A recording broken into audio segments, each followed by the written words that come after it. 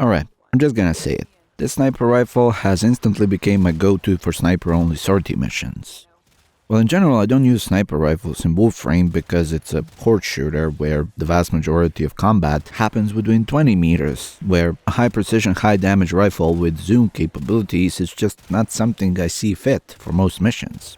Eidolons and some other boss-type missions are where it can be of huge help to have that, but in general, sniper rifles have small magazines and atrocious hipfire accuracy. Perigale still has a low magazine size. It says 12, but that's actually 3 shots, since for some reason it's a burst sniper rifle. But there's a catch to it. Headshots give you free ammo in the shape of Gale Force buff, which adds 100% to your ammo efficiency.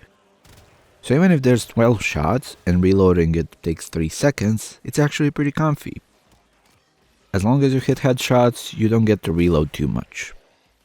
Even a low ammo count of 24 in the bag does not get challenged too much if you keep hitting those melons. But I haven't told you the best thing yet. Hipfire has the weirdest thing ever. It has 0 vertical recoil and 0 vertical spread, but it has extremely wide horizontal spread, which results in sort of a mowdown effect.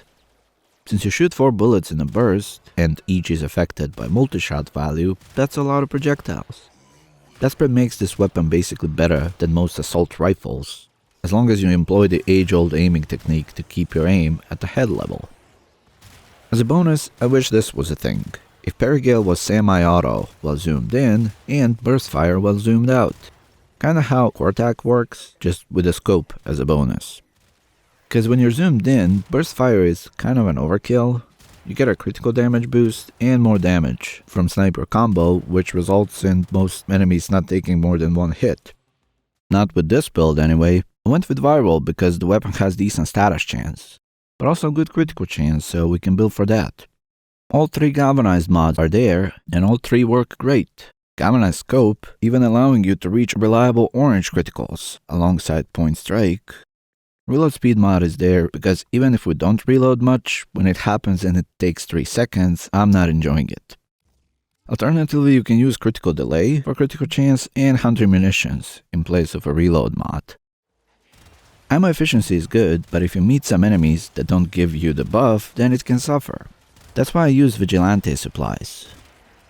I find it to be a great A trolling from DE to make Exila slot have V polarity by default, when almost every mod we can use on that weapon's Exila slot is a dash polarity mod. And in reality everyone will use a dash polarity Exila slot mod here, so it's that of a weird one. I guess they need to make money, but this just feels like a middle finger to players. We don't have a choice but to use Forma in that slot. Now on to some theory.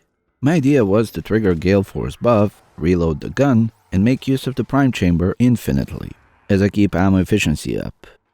I do not think this works. I had some mixed results that may suggest it works, but I couldn't make it work reliably.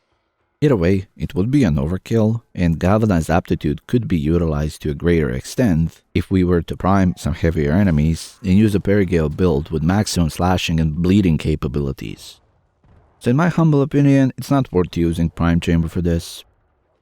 One variation in this build could be ditching the reload and adding more multi-shot with Vigilante armaments. Maybe even using that new primary arcane that adds multi-shot to turn Perigale's hipfire into a shotgun. That's definitely something to experiment with for those sniper-only sorties, where your only choice is to use snipers or resort to using exalted weapons. On such levels, we could ignore the use of Deadhead Arcane and still get away with damage. Gale Force buff lasts 4 seconds. Any headshot kills will max it, and landing 4 headshots in a single burst does it too. Multi-shot counts towards those 4 headshots, so you don't even need to hit the melon with all 4 shots, just 4 projectiles. In general missions, it's easy to sustain it. In public missions, it can be more chaotic. What helps Perigale is some crowd control. Slowing things down with Nova or using Loom on your frame of choice should make it way easier to hit all the headshots. Unlike me, who uses different resolution to record my videos at higher quality, which messes with my sensitivity and makes me feel like I'm using my mouse with the wrong hand. But I still do it, because uploading 1440p videos makes 1080p look way better, as compared to just uploading a 1080p video, because YouTube compression. That's it for this one. Thank you for watching, and I'll see you in the next one.